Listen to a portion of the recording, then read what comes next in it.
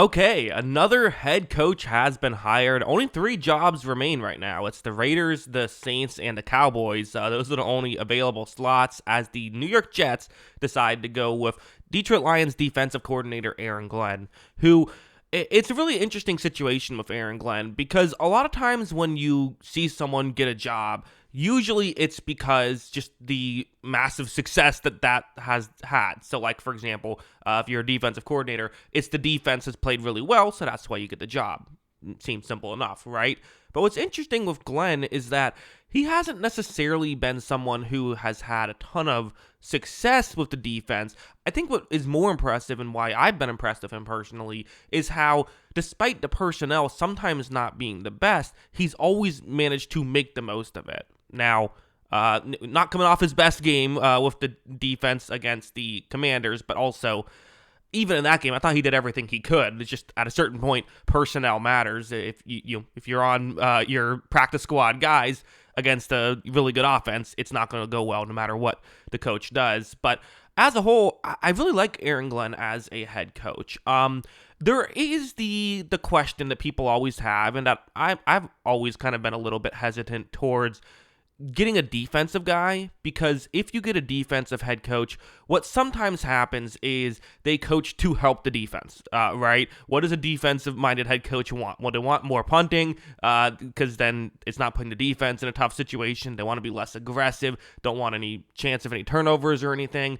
Usually, offensive-minded head coaches translate better to better fourth down decision-making and things of that nature. But with someone like Aaron Glenn coming from the Dan Campbell coaching tree, I don't think you're going to get those issues. I think he's going to, if not be full Dan Campbell, at the very least be willing to go for it in big moments. And another thing is, it seems like he could be a good culture guy on top of this, which is probably the biggest thing the Jets need right now, even more so than an X's and O's type of hire, is someone who can just build a good culture around this. Because I mean, let's just be honest. The Jets have had some issues as of late with everything. So, with everything is the correct way to say that.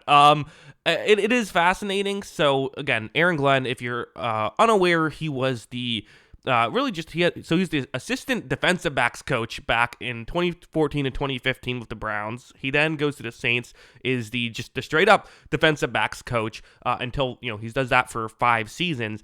And then when he comes over to the Lions, he gets promoted all the way to defensive coordinator, where he was with an entire Dan Campbell era. He was the defensive coordinator, did a really, again, like I said, really good job, even if the numbers weren't always great. Now gets the role of head coach.